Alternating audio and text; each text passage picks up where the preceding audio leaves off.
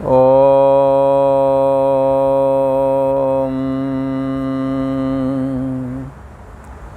श्री योग वासिष्ठ के स्थिति प्रकरण में श्री वशिष्ठ जी महाराज बोले, हे राम जी, अविद्या से संसार की ओर जो मन सम्मुख हुआ है, अविद्या से संसार की ओर जो मन सम्मुख हुआ है, उसको जिस पुरुष ने जीत लिया, किसको? मन को। कैसे मन को? जो संसार के सम्मुख हुआ है। सम्मुख हुआ माने संसार की चाहना जिस मन में है। संसार की चाहना का मतलब धन पुत्र स्त्री आदि और शब्द स्पर्श रूप रस गंध ये विषय हैं, और धन पुत्र स्त्री आदि ये संपत्ति है, ये संसार है। तो क्या है कि अविद्या से संसार की ओर जो मन सम्मुख हुआ है।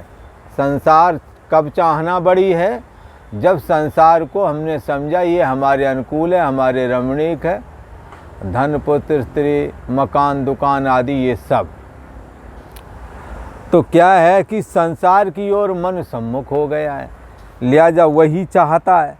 उसे लगता है हमें भोग पदार्थ मिल जाए, मुझे धन मिल जाए, मुझे मान सम्मान मिल जाए, प्रॉपर्टी मिल जाए। ये सब संसार के अंतर्गत ही आता है। ये घर बार है, ये परिवार है, ये खजाना, झूठी दुनिया को ही सत्य जाना। श्री राम जी से कहते हैं वशिष्ठ जी महाराज की अविद्या से संसार की ओर मन सम्मुख हो गया है। सांसारिक जो शब्द स्पर्श रूप रसगंध आदि जो पंच विषय हैं ये अच्छे लगने लगे। संसार को ही बढ़ावा देने वाले धनपुत्र स्त्री आदि भी ये भी संसार के अंतर्गत ही है। इनकी रुचि तो यदि इन्हों के प्रति रुचि है तो फिर हम संसार के सन्मुख हैं। भोगों के प्रति यदि रुचि है तो अभी हम संसार के सन्मुख ही हैं, ऐसा समझना चाहिए। पर श्री वशिष्ठ जी महाराज कहते हैं जिसने मन को कंट्रोल किया है, क्या कंट्रोल किया है? संसार के सम्मुख नहीं जाता मन। विषय करण सुर जीव समेता, सकल एक ते एक सचेता। सारा जगत इंद्रियों से सचेत पाता है, इंद्रियां मन बुद्धि से। एक मन वो है जो धर्म कर्म में लगा है, एक मन संसार की चाहना रखता है। तो ऐसे जो संसार की चाहना रखता है ऐसा मन संसार के सम्मुख कहा जाता है। जिस पुरुष ने ऐसे मन को जीत लिया है अर्थात संसार की विषय लोलुपता से हट चुका है। तो कब ये संभव है? जब मन को जीते। तो वही सुखी और सूरमा है राम जी। उस ही की इस संसार में जय है, क्योंकि वह विषय लोलुपता में नहीं फंसा है, उसके अंदर आसक्ति नहीं है। धनपुत्र स्त्री आदि को ईश्वर मूर्ति जान करके चल रहा है। इसलिए ऐसे महापुरुष के पास मकान दुकान धनपुत्र स्त्री आदि होते हुए भी इनसे सदा संग रहता है। यह संसार सर्व उपद्रव का देने वाला कैसा है? सर्व उपद्रव का देने वाला है। उपद्रव क्या उपद्रव है? अगर शरीर धारण किया है तो वृद्धावस्था के गुण दोष आपको दिखेंगे। यदि आप संसार को प्राथमिकता देते हैं तो बचपना जवानी वाले क्रियाकलाप आपके शरीर में होवेंगे। इसका उपाय यही है राम जी कि मन को बस में करो, और मन को बस में करके बस कब मानो? जब विषय लोलुपता से स्वयं हट जावे। जानो तभी कि अब हम जागे, जब मन खुद विषयों से भागे। मन स्वयं ही विषयों से अब भाग रहा है। हे राम जी, यह संसार सब उपद्रव देने वाला है। इसका उपाय यही है कि अपने मन को बस में करो। और हे राम जी, मेरा जो ये महारामायण, योग वासिष्ठ महारामायण जो हमारा ये शास्त्र है, सर्व ज्ञान से युक्त है, सारे ज्ञान इसमें हैं। ऐसा कोई ज्ञान नहीं है जो हमारे इस शास्त्र में ना हो। इसको सुनकर के राम जी आपको विचार करना चाहिए। क्या विचार करना चाहिए भगवान? तो विचार करना चाहिए, कस्तम को हम, मैं कौन हूँ, संसार क्या है, विचार करना चाहिए।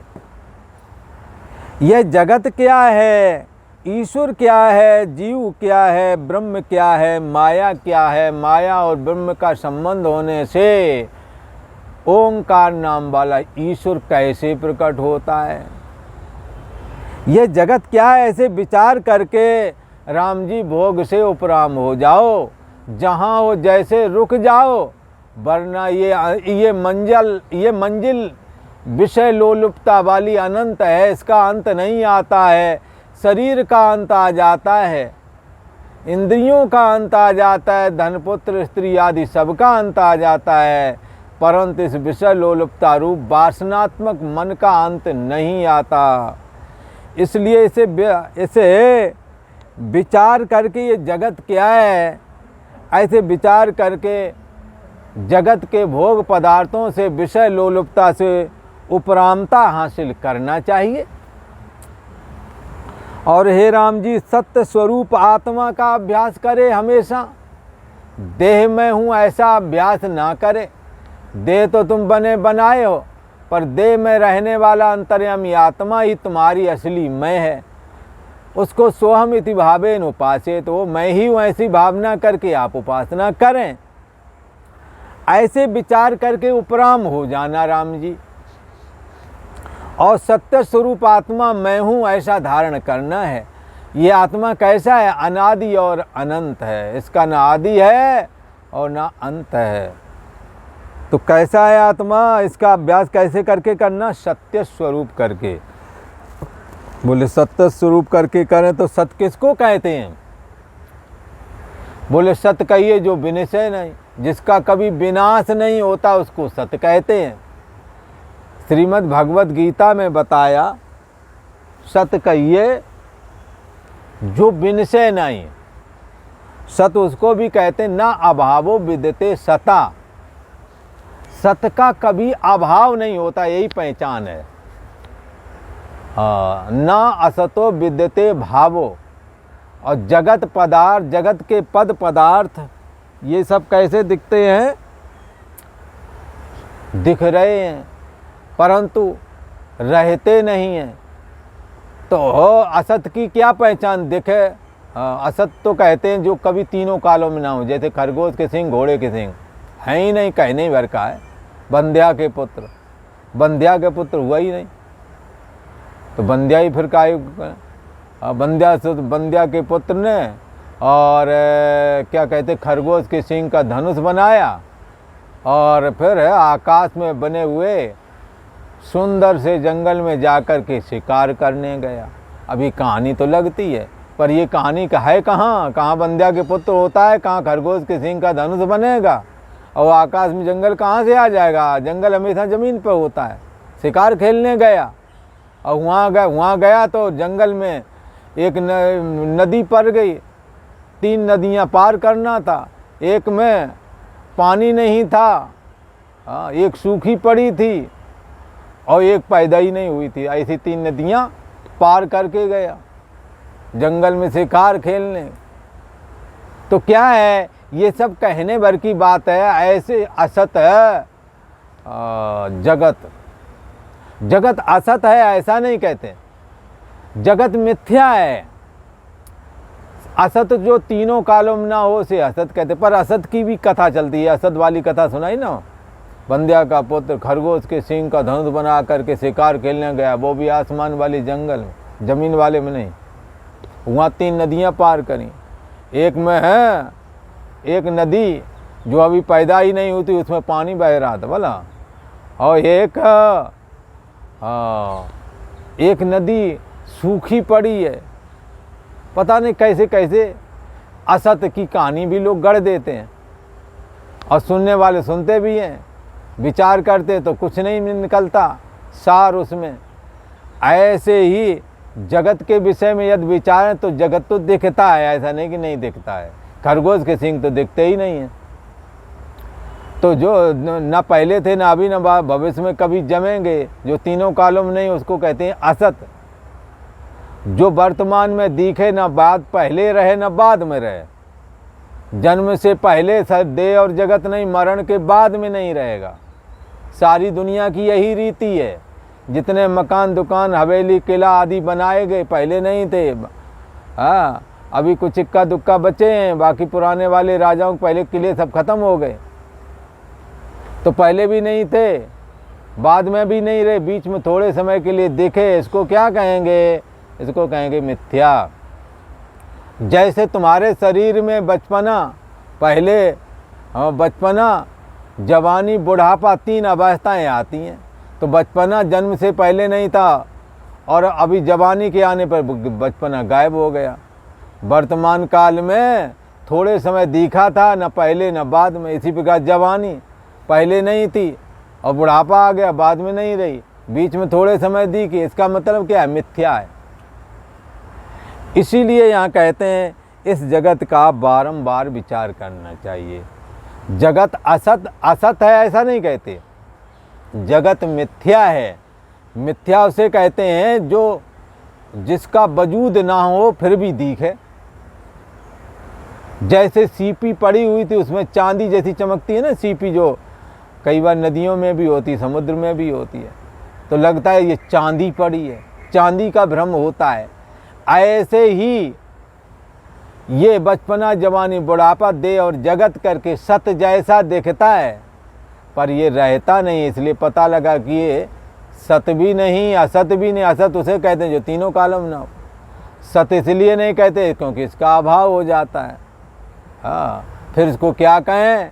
सत असत से अलग एक शब्द आता है मिथ्या। ये मिथ्या है। तो इसी को यहाँ कहते हैं जो कुछ भोग इच्छा है संसार से उपजती है,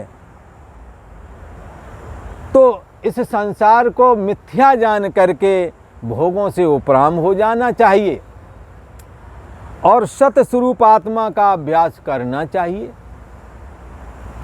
जो कुछ राम जी भोग इच्छा है वह सब बंधन का कारण बनती है, क्योंकि ये जगत की सत्ता अपने आप में स्वतंत्र नहीं है। आत्मा की सत्ता से सत्तावान होकर सत जैसा होकर के भासता है, न कि सत है। जैसे कागज के बने हुए गुलाब के फूलों में गुलाब का सेंट डाल दें तो फिर वो खुशबू तो देता है, कुछ समय बाद जब सेंट नहीं रह जाएगा तो कागज रह जाता है। मतलब वो गुलाब में जो गुलाब की खुशबू पहले भी नहीं थी, बाद में नहीं रहती, बीच में थोड़े समय गुलाब छिड़क करके कागज के फूल को गुलाब जैसा बना दिया। ऐसे ये मिथ्या जगत है, पहले नहीं, मरण के बाद में नहीं रहता, बीच में आत्मा की सत्ता रूप सेंट पा करके सत जैसा होकर के दिखता है, जिसके लिए रामचरितमानस में कहा जासु सत्यता से जड़ माया भास सत्य एवं मोह सहाया। मोह का सहारा मिल गया है, हाँ, क्योंकि अपने धनपुत्र स्त्री आदि जो है उनसे मोह बन गया है। इसी वजह से ये सत लगने लगा और आत्मा की सत्ता मिल जा रही है और मोह मदद कर रहा है तुम्हारी। इस तरह से ये जगत मिथ्या भी सत हो करके दिखता है। यत सत्वाद मृषयि भात सकलम रज्जौ यथा हेर भ्रमा। यत सत्वाद, जिसकी सत्ता से, आत्मा की सत्ता से मिथ्या देह और जगत सत होकर के ऐसे ही दिखाई दे रहे हैं जैसे मंद अंधकार में पड़ी हुई रस्सी की ऐंठन ना दिखने की वजह से रस्सी को ही लोग ऐसा जान समझने लगता है, एकदम सर्पा, ये सर्प है, ऐसा भ्रम होता है।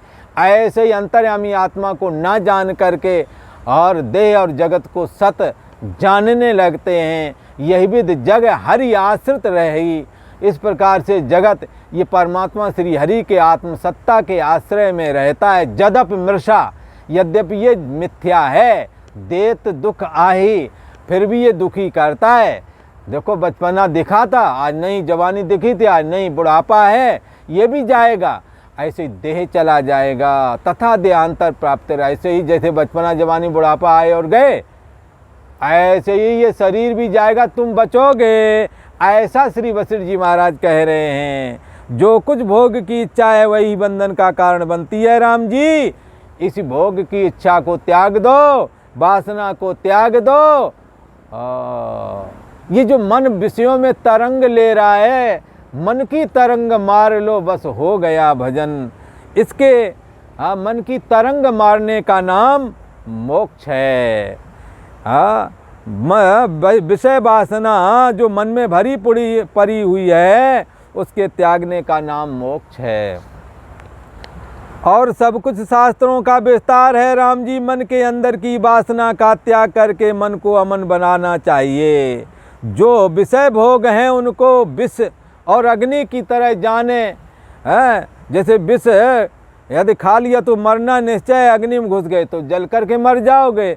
विष और अग्नि नाश का कारण होते हैं, तैसे ही राम जी विषय भोग भी नाश का कारण हैं। ऐसे जान के इनका त्याग कर देना चाहिए राम जी। और बारंबार यही विचार करे कि विषय भोग विष की नहीं हैं। तो ऐसे विचार के जब विषयों को चित्त से त्यागोगे राम जी, तब सेवते हुए भी ये दुखदायक नहीं होवेंगे। यदि मन से विषय को तुमने त्याग दिया तो फिर विषयों का सेवन करते हुए भी, भाई विषय तुमने लोलुपता छोड़ दी, कोई वो आसक्ति नहीं है, पर भूख लगेगी तो रोटी तो खाना पड़ेगा, कपड़े पहनना पड़ेगा, पर अब वो लिप्सा नहीं है। शान शौकत दिखाने के लिए कपड़ा नहीं पहन ले, अच्छे से अच्छे पहने, पर शान शौकत दिखाने के लिए, इतराने के लिए नहीं। खाएंगे पिएंगे, जो कुछ ज़रूरत है, जो शरीर को आवश्यकता, खाएंगे पिएंगे।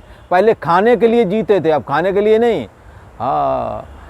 हमारा अपना अस्तित्व है, हम खाने के लिए नहीं, खाना हमारे लिए। तो इसलिए विषय भोगने हम निकले थे, विषयों ने ही मुझे भोग लिया। तो विषय के भोक्ता तुम हो, ना कि विषय तुम्हारा भोग कर रहे हैं। इसी को यहाँ कह रहे हैं कि यदि तुम आसक्ति रहित हो गए, असंग हो गए, तो ये विषय विष की नहीं है जरूर, परंतु जब इनसे असंग हो जाओगे तो आवश्यकता अनुसार विषयों में जाना भी पड़े तो भी उनमें नहीं फंसोगे नहीं, क्योंकि तुमने चैतन्य आत्मा को मैं बुद्धि करके भी स्वीकार किया है। विचार करके विषयों को जब चित्त से त्यागोगे, तब राम जी इनका बाद में सेवन भी करना पड़े तो भी ये दुखदायी नहीं होवेंगे। जैसे मंत्र शक्ति संपन्न को सर्प दुखदायक नहीं होता है, मंत्र के बल पर सर्प को बस कर लिया जाता है, तैसे ही राम जी त्यागी को भोग दुखदायक नहीं होते हैं। इससे संसार को सत जान करके जो वासना फुरती है राम जी, यही दुख का कारण है। इस वासना का अंत करना चाहिए। संसार को सत जान के फुरती है, संसार को सत नहीं जानना है, संसार को मिथ्या जानना है, और मिथ्या जान करके इससे अपने को अलग कर लेना है। और आज इतना ही।